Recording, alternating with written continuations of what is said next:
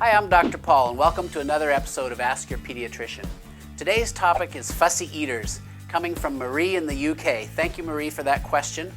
I don't know the age of your child or children, so I'm just going to start from birth and go right on and deal with the topic of fussy eaters.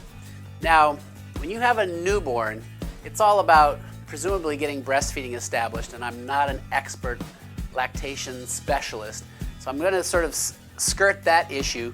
You want to establish feeding. That's usually not a fussiness issue. That's more of establishing the latch.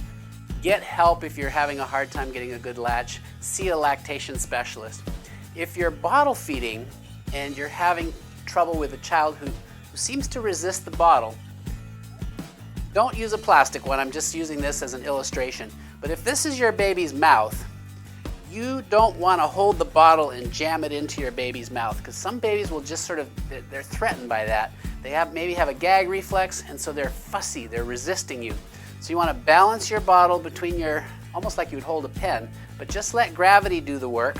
Have it tipped up so they're not sucking air out of the tip of the nipple, and you can stroke the roof of the mouth, and most babies will sort of get going. Moms who are breastfeeding sort of do the same thing. Stroke their mouth, their lips with your nipple, and a lot of times that'll get them going. So just avoid forcing the issue. That creates some fussiness for some babies, and they might be resistant to feeding.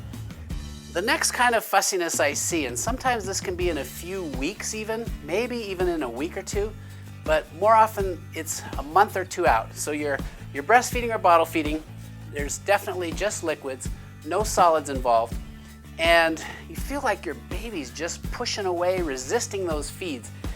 Most likely, or at least quite commonly, this is an issue of reflux. And what happens is when their milk, breast or formula, gets into the stomach, your parietal cells make hydrochloric acid, and if you have a reflux where the gastroesophageal sphincter, so down the esophagus, this little muscle that's supposed to hold what's in the stomach from refluxing back, if that's allowing acidic milk to go up the esophagus, in some cases, this is very rare, folks, probably 1 in 100 or less, but in those cases, you just see your baby acts like they're in pain. And those are those rare cases where you need to see your doctor, because they might be able to provide a medicine that blocks acid production and provides almost within days significant relief. But that's a rare instance. Otherwise, just work with your baby. Try not to force them. Try to make it a fun experience. You know, babies pick up on parental anxiety. So if by chance you, the parent who's trying to feed this infant, you're feeling extremely anxious about the whole experience, get some support. If you're calm and relaxed and they're struggling, you can kind of work with them, and they're going to work through their challenges, unless it's that rare instance of severe reflux, for example. Beyond that, there's extremely rare things that I don't think are pertinent to this video that might cause some fussiness and resistance to food.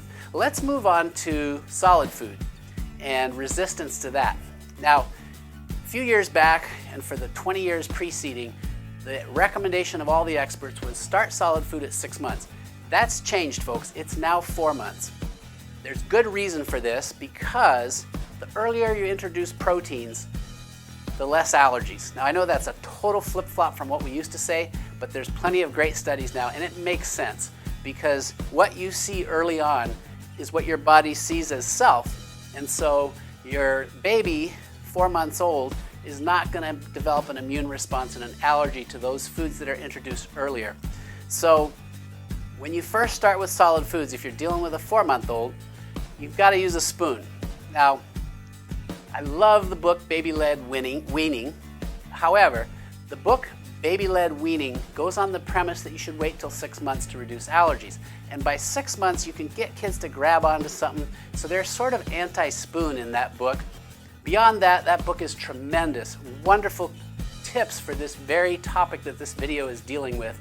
You know, avoiding having a kid who's fussy and resistant and struggling with eating. So when you first feed a baby and you just spoon something that's sort of porridge consistency, it might barely pour. You know, you don't want it too thick, you don't want it just watery. You spoon it in, they tongue thrust.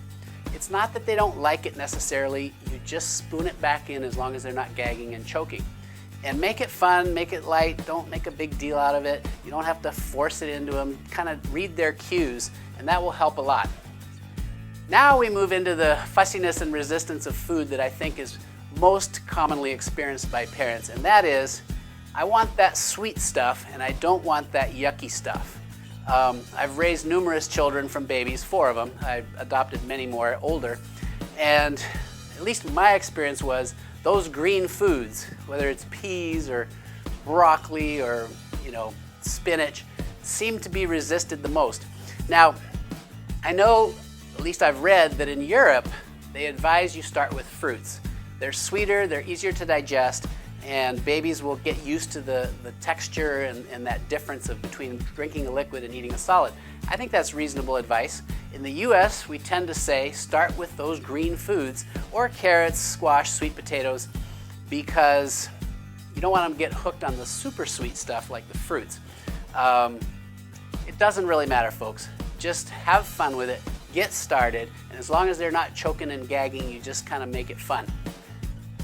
Talk about now you've got your toddlers and beyond, and they know what they want and they know what they don't want, and they're going to put up a fight. What are you going to do? It really is your choice, your style. You've got to decide if this child is going to have the right to choose and decide what they eat. I'll give you a crazy example, but many years ago, I was early in practice. I had a mom walk in with her 3-year-old, I believe, with a Coca-Cola and a donut.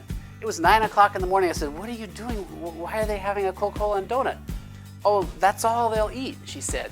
Well, clearly that's not good, right? I mean, as a parent, you've got to make some choices. So try to make some decisions about what you're bringing into the world of your child. If there's just carrots, sweet potatoes, and something green, and they choose to just go with carrots and sweet potatoes, let it be. Don't have a big battle, but limit the choices so that all the choices are somewhat healthy, right? And you avoid that issue if they just want the cereal and the cookies and the crackers. And now this comes up. One of my children was, confession time, hooked on apple juice, cheese and crackers, macaroni and cheese. I shudder to think that we fed that as an option. But I was young and foolish or just not wise enough to know that that was not a good idea. It dawned on me at one point, this is ridiculous. We got rid of it, gone. Kid was 18 months to 2, somewhere in there, starts crying and whining, apple juice, apple juice. We open the fridge, all gone. They learn real quick that it's all gone. We did the same thing for cheese and crackers and mac and cheese, it was gone. Folks, start with good whole foods early, stick with it, and you'll avoid a lot of food problems and pickiness and difficulty over food. If, however, you're already kind of in trouble with this topic like I was, then get rid of some of the stuff that you know you need to get rid of. And your child will live, your child will adapt. Just do it lovingly and, no pressure, it's just gone. And that should work. Older kids, just to wrap it up, I'm almost done. You've got a school-age kid and you've cooked dinner and they just want cereal. Well, maybe it's time to get rid of cereal, like I was talking about also. I'll tell you 2 different stories, total different extremes. My sister, I love her dearly. Her daughter would say, "Nope, I don't want quiche," which she had just prepared. And my sister would say, "Okay," and fix something else. Now she eats anything, she's in college. My brother was the total opposite. You eat what's on your plate or you're gonna get it for the next meal. He was so hardcore, I thought, this is ridiculous. His girls will eat anything. So it really doesn't matter what you do, just make sure the choices are healthy. And whether you choose to have battles like my brother did, they worked, or be very flexible like my sister, as long as the choices are good, your child's probably gonna be fine. Sorry I rambled on. I'm Dr. Paul. Please leave your questions in the response below, and we'll have a couple links for you.